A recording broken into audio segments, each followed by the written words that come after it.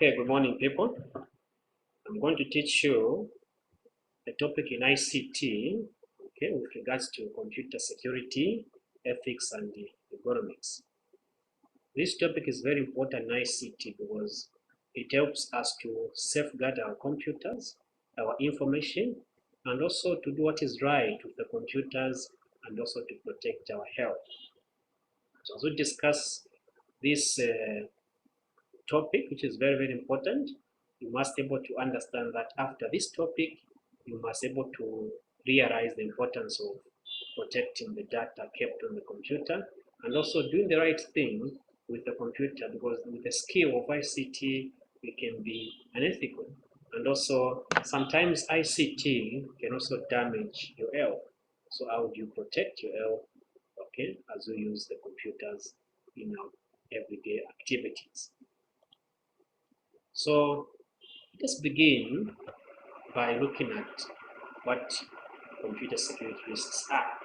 Maybe the question that we need to ask ourselves is, what is computer security risk? So basically, it's an action, or it can be action that causes loss of data or damage the computer system. That's what we call computer security risk. So any action or inaction that can cause loss or damage the computer system. Okay. Now, what attacks are there on the internet or basically computer networks? We've got so many attacks. Among those attacks, we have the viruses, the worms, and also the Trojan horse. So let's look at what is a virus. A virus basically is a potentially damaging computer program. It can actually spread and damage all the files in the computer if not well handled and protected. And also a worm, okay, as the name suggests, it copies itself repeatedly, using up resources and possibly shutting down the computer or basically the network. What about a Trojan horse? A Trojan horse basically is a program that hides within or looks like a legitimate program until it is triggered. So it does not replicate itself or other computer programs. Instead, it hides in all programs so that it can actually cause harm to the computer system. Okay. So how can a virus spread through all email messages? Because that's where most of the time you find viruses have entered into the system by means of email program. So step number one, you find that the intruders or hackers creates a virus or a program where they can hide in a normal Word document and attach it to email as an attachment. And then you find that step number two, they will also use internet to send email messages to thousands of users around the world. Basically, these they come as spam because these are unwanted messages which you don't actually solicit for. And then step number three, you find that some users open the attachment and their computers become infected with what? With the viruses. It's quite painful and also irritating. And then step number 3B, you find that other users do not recognize the name of the sender of the email. So these users do not open the email messages. Instead, they delete the email message. These users, okay, computers are not infected with what? The viruses. So it's either, okay, once you open that attachment, you find that the virus gets into the computer and attack the machine, or if you're smart, you find that you will delete that message and there will be no virus. So basically, simply put, you're saying a virus can spread through an email if you open attachment under the spam folder of the email application. So then, what is an antivirus program? Because you need to know, okay, what will protect the computer from the antivirus, from the virus. So antivirus program, okay, identifies and removes computer viruses. Must also protect against worm and what? Trojan horses. That's antivirus. Okay. So what is a virus signature? You need to understand this very well. So a specific pattern of a virus code is called virus signature or virus definition. So antivirus program look for virus signatures, the pattern, the specific pattern in the virus code. And then from there, they can detect a virus and able to remove it. So that's very important for you to update your antivirus most of the time, because it might miss this pattern and eventually the computer will be fooled and the virus will attack the machine. Okay, so what are some of the tips for preventing viruses, worm and Trojan horses?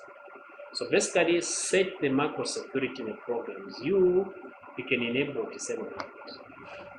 So if you enable or disable macros, you find that you protect your computer from programs that can start automatically.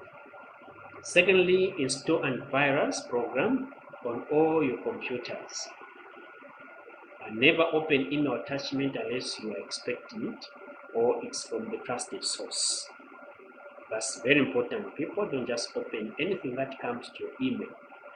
Then if the antivirus program flags an email attachment as infected, delete the attachment immediately. Don't be curious, people.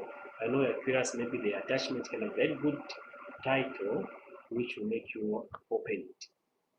And then check all the downloaded programs for viruses, worms, or Trojan horses. Or install a firewall program. So all these tips can help you to prevent your machine from being infected. Now, what if an antivirus program identifies an infected file? What do? Attempt to remove any deleted viruses or quarantine infected files that cannot be removed. Quarantine them. That means keep files in a separate area of the hard disk so that they won't affect the normal files of the computer. That's what quarantine is. We do appreciate quarantine because of this pandemic that we are in. Even antivirus also quarantine viruses so that they cannot affect or spread to other files of the computer. What is a denial of service attack or backdoor? So DOS, basically a denial of service attack, is an assault which disrupts access to internet service such as the web or email. So people who are skilled, okay, and want to use their skills in an ethical way, they normally write programs that makes applications such as emails or basically the internet to be unavailable. You are trying to access it, you can't even get there. That is called denial of service. Then a backdoor is a program or a set of instructions in a computer or program that allows a user to bypass security controls when accessing computer resources. That's what we call a backdoor attack. If you don't follow the procedures of getting into the system, then you write a program that will bypass those security controls. And that is called a backdoor attack. Okay. What about spoofing? What is spoofing? Basically, spoofing is parading to be the right or legitimate user. Okay, in the actual sense, you are not. So it makes a network or internet transmission appear legitimate. So you find that IP spoofing occurs when an intruder computer fools a network into believing its IP address is from a trusted source. So perpetrators of IP spoofing tricks their victims into interacting with a phony website. So you might think, okay, this is the real, okay, website address or computer address, and then in the actual sense, someone behind it is not real. So that's what you call basically in simple terms as spoofing, to masquerade, to pretend as if you are the legitimate or the original user. Okay? Now, what is a firewall? A firewall basically is the security system. It can be hardware or it can be software, but it prevents unauthorized network access. It works like a wall, blocking things that you don't want. Right? And then, what is a personal firewall utility? So program that protects personal computer and its data from unauthorized intrusion are what we call personal file utility. So they also monitor transmission to and from the computer, and it will also inform you of attempted what? Intrusion. That's the purpose of personal firewall. How can companies protect against hackers? So perhaps maybe who are the hackers? So the hackers are people who gets into the system even if they've got no right to do so, right? So you can actually install intrusion detection system that you're able to analyze network traffic, access system weaknesses, identify anomalies, suspicious behavior, so that if someone's trying to get into your system illegally, you're able to identify that illegal activity and report it as an intrusion. So the software that can do that, we call them the IDS, the intrusion detecting system software. Right. So now let's talk about unauthorized access or use. So what is a username? Username basically is a unique combination of characters that identifies a user. For example, password, which is private. So it's a private combination of characters associated with the username that allows access to the computer system. That's what you call a password. Right. So basically you can, how can you make your password more secure? Remember, longer passwords provide greater security. So make sure that you follow these guidelines that we are seeing here, because if you use shorter passwords for known events, you find that it is very easy for someone to attack you and get into your system. So what is what is a possessed object? An item that you must carry to gain access to computer or facilities called a possessed object. Often used in numeric password code, for example, personal identification number. So that includes also those bankers use. Those are possessed objects. Now what about a parametric device? A parametric device, as the name suggests, pi means live, metric means measurement. So it's a system or a device that authenticates a personal identity using personal characters such as fingerprint, hand, geometry, voice, signatures, and also iris. All these were able to give you access to the computer system. Now let's talk about hardware theft and vandalism. What are the hardware theft and vandalism? So hardware theft is an act of stealing a computer equipment, such as cables. Sometimes can be used to lock equipment or lock equipments rather. And for computers use passwords, possessed objects, biometric as security measures. And for personal digital assistance, PDA, you can also use password protection to protect the device. But hardware vandalism is an act of defacing or destroying computer equipment. So hardware theft is basically stealing what? A computer equipment. But hardware vandalism is basically defacing or destroying what? A computer system. What about software theft? An act of stealing or illegally copying software or intentionally erasing program. That's what you call software theft. So software piracy is illegal duplication of copyrighted software. All these can be categorized as software theft. So what is licensing agreement? So the right to use software. Right. So a single license agreement allows the user to install software on one computer, make backup copies, sell software after removing one from the computer. What is product activation? Because most of you say my software is showing that the product is not activated. So now what is it? So product activation allows users to input product identification number online or by phone and receive unique installation identification number. So if your computer is showing that it is not activated because you don't have the key, okay, of the product, it is illegal. You're using the software illegally. What about information theft? You can do this by encrypting the data. You can protect. So now, how do you do that? What is it? So what is encryption? It safeguards against information theft, right? But what is it? It's basically converting plain text or readable data into ciphertext or unreadable data.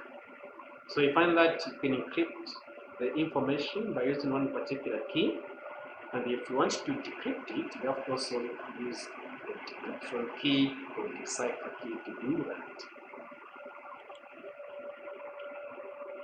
What are the methods of securing email? Now, remember I talked about emails can be ad-breaking because you might open an attachment that can destroy your computer because it has a virus. So what are the methods of securing emails? So pretty good privacy, we call it P2G, is popular. Email encryption program. You must encrypt your emails. And then digital signature is encrypted code attached to the email's message to verify identity of the sender.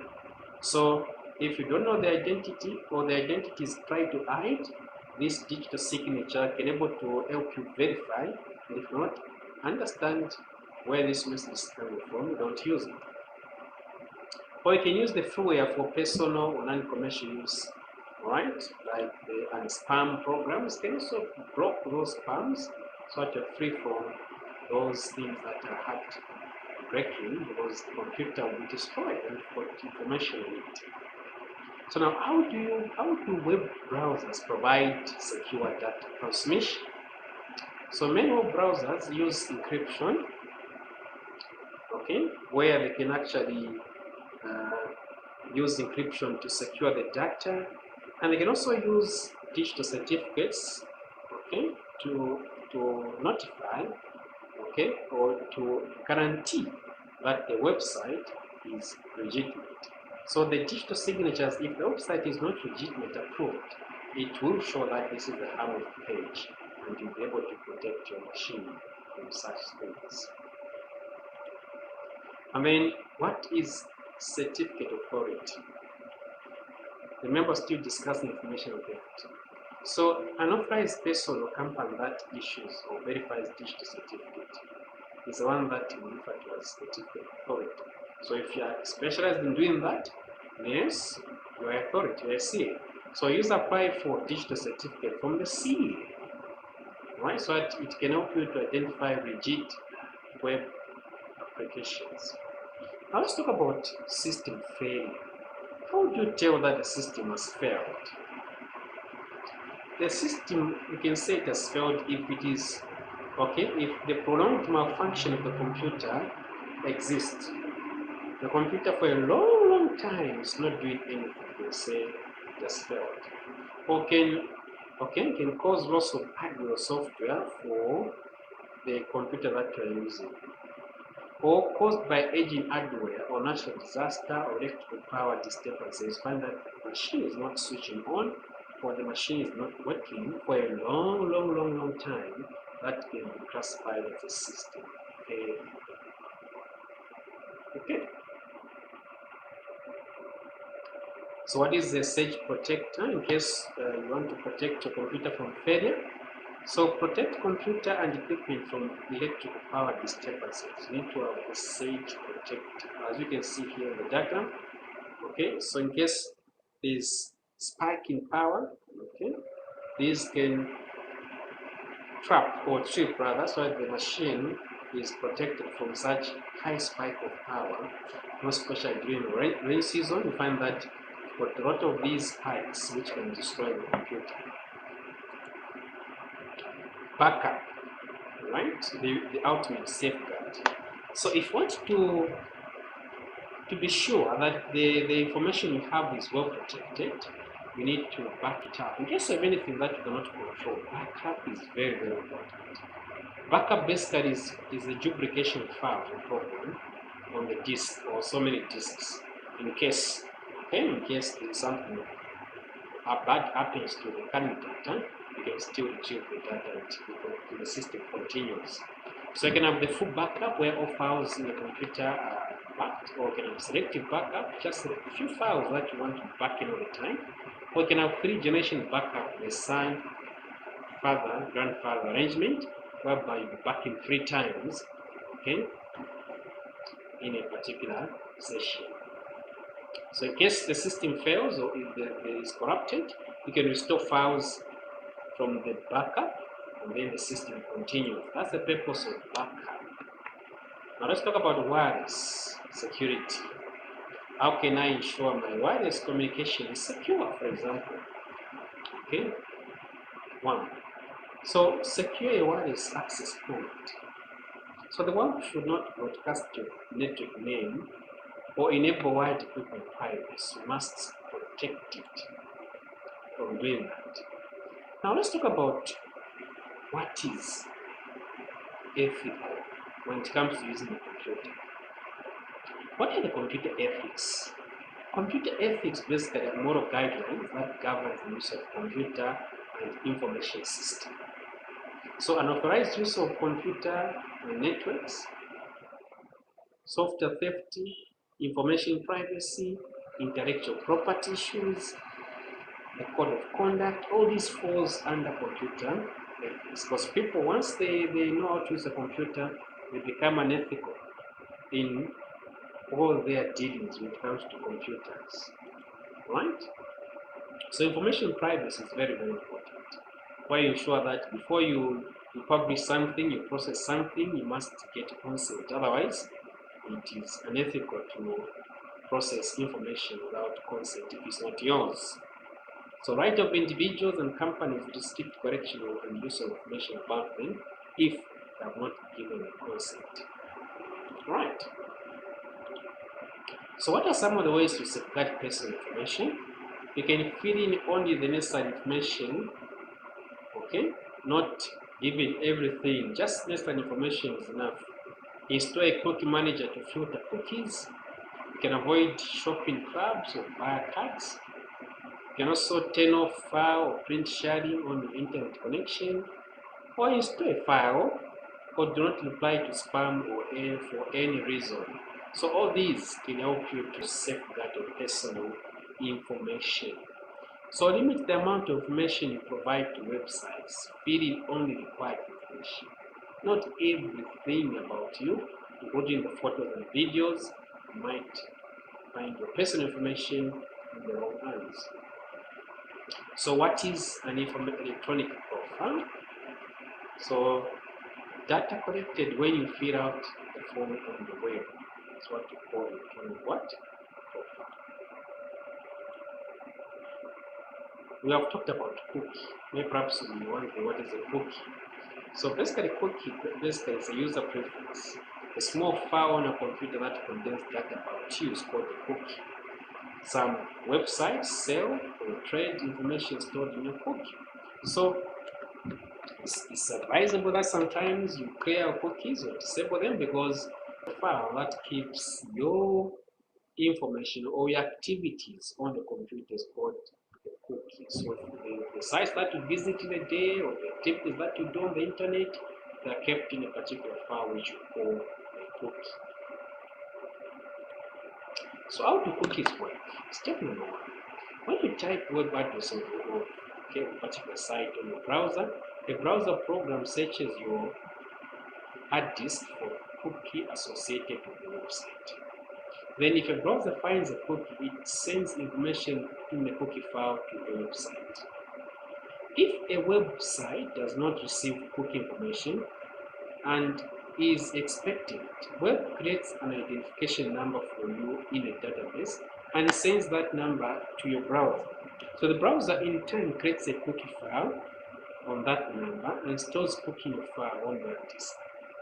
So when the website now wants to do something, it will find that cookie on hard disk and able to retrieve the information that you have searched either on quickly without wasting time. What does spyware? Hardware is spyware? Because spyware is a program placed on a computer without users' knowledge. Basically, it's a spy software for spying. The adware is a program that displays online advertisements. Adware means advert software. And then the spam is an unsolicited email that is sent to many recipients. How can you control spam? So you need to install email filtering. Okay, so that you can filter which email should come to your PC. Or install the spam program to remove the spam, because that's where viruses normally surface. Now let's talk about phishing. What is phishing? So it is basically a scam, okay, in which a perpetrator sends an official looking email that attempts to obtain your personal information. It's quite common. Many people have been phished. Okay, someone pretend as if he's coming from a legitimate source, or ask you to tell you that you have won something just to lure you, attract you, so that you can display your personal IDs or details. Okay, so what privacy laws have been enacted? So there are so many private laws that have been enacted to ensure that the perpetrators are brought to book. Okay, so you can see examples of these laws here, as you can see from here.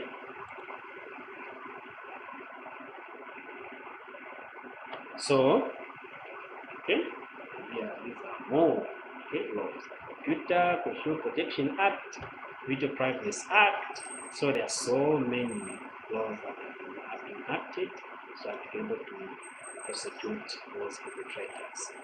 Now, what is content filtering? It's a process of restricting access to certain material.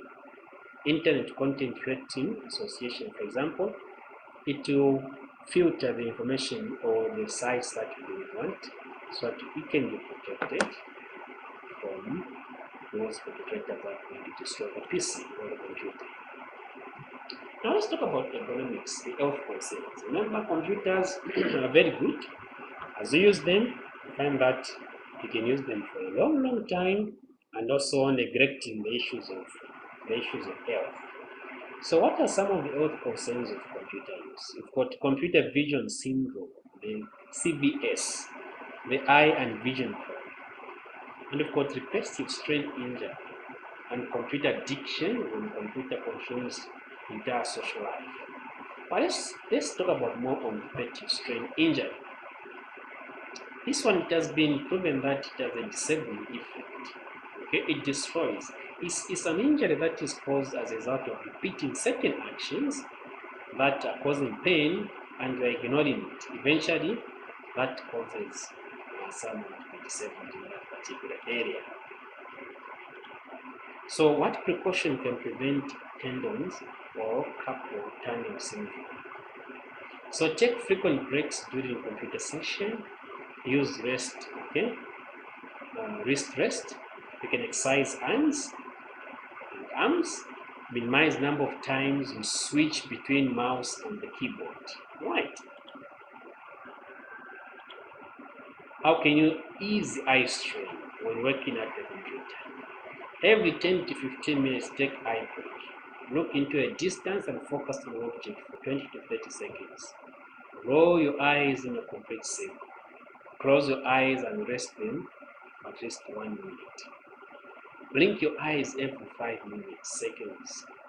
Press your display device about an arm's length away from your eyes with the top of the screen at eye level or below. You can also use large fonts. If you wear glasses, ask your doctor about computer glasses, then adjust the light again. So, what is ergonomics then?